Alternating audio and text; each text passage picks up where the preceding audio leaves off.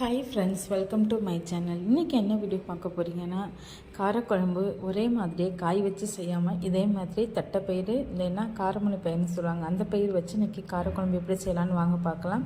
அதுக்கு ஸ்டவ்வில் ஒரு கடாய் வச்சுக்கோங்க. கடாய் நல்லா காஞ்சதும் தேவையான அளவு சமையல் எண்ணெய் சேர்த்துக்கோங்க. எண்ணெய் நல்லா காஞ்சதும் 1 டீஸ்பூன் அளவுக்கு வெந்தயம் சேர்த்துக்கோங்க. இதில் ஒரு 1/4 டீஸ்பூன் அளவுக்கு கடுகு சேர்த்துக்கோங்க. கடுகு நல்லா பொரிஞ்சதும் நான் ஒரு பிடி அளவுக்கு சின்ன வெங்காயத்தை உரித்து வச்சுருக்காங்க, அதையும் சேர்த்துக்கிறேங்க. சேர்த்து நல்லா வதக்கிக்கோங்க.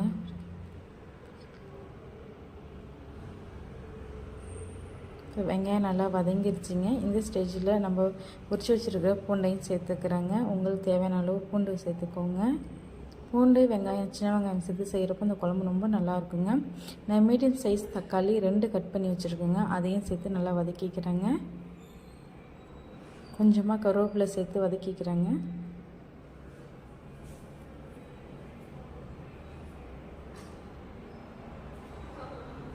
இது கூட கொஞ்சமாக பெருங்காயத்தூள் சேர்த்துக்கோங்க.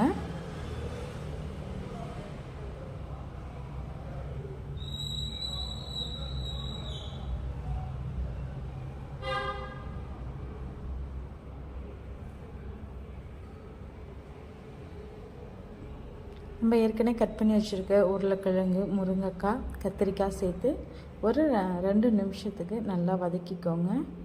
அந்த காயை இந்த எண்ணெயிலே வதங்குறப்போ ரொம்ப டேஸ்ட்டாக இருக்கும் குழம்பு. இப்போ காய்க்கு தேவையான அளவு கொஞ்சமாக கல்லுப்பு சேர்த்துக்கோங்க. சேர்த்து நல்லா வதக்கிக்கோங்க.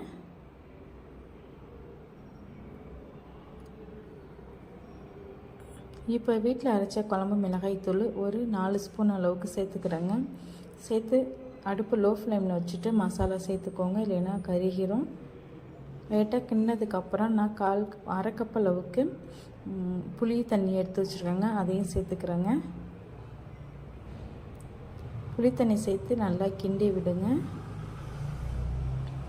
இப்போ நான் ஏற்கனவே வெள்ளை தட்டைப்பயிர் வேக வச்சு வச்சுருக்கேங்க. இப்போ அதையும் இதில் சேர்த்துக்கிறேங்க. சேர்த்து நல்லா கிண்டிக்கோங்க. இப்போ குழம்புக்கு தேவையான அளவு தண்ணி சேர்த்துக்கோங்க. இப்போ குழம்புக்கு தேவையான அளவு சால்ட்டு சேர்த்து ஒரு 10 நிமிஷத்துக்கு மூடி நல்லா கொதிக்க வைங்க. குழம்பு நல்லா கொதிச்சோன்னா நம்மளுடைய டேஸ்டான தட்டைப்பயிர் காரக்குழம்பு ரெடி ஆயிடுச்சுங்க. இறக்குற ஸ்டேஜில் கொஞ்சமாக வெல்லம் சேர்த்து இறக்கிக்கோங்க. இனிமேல் குழம்பு ரொம்ப டேஸ்ட்டாக இருக்கும். பாருங்கள், ஒரு அரை துண்டு அளவுக்கு நான் வெல்லம் சேர்த்துக்கிறேன். வெல்லம் சேர்த்து நல்லா கிண்டி விடுங்க. வெல்லம் சேர்த்து ஒரு கொதி வந்தோடனே அடுப்பை ஆஃப் பண்ணிவிடுங்க. இப்போ டேஸ்ட்டான தட்டைப்பயிர் காரக்குழம்பு ரெடி ஆயிடுச்சு. இந்த வீடியோ உங்களுக்கு பிடிச்சதுன்னா லைக் பண்ணுங்கள். மறக்காமல் என்னோடய சேனலை சப்ஸ்கிரைப் பண்ணிக்கோங்க. தேங்க்யூ ஃபார் வாட்சிங்.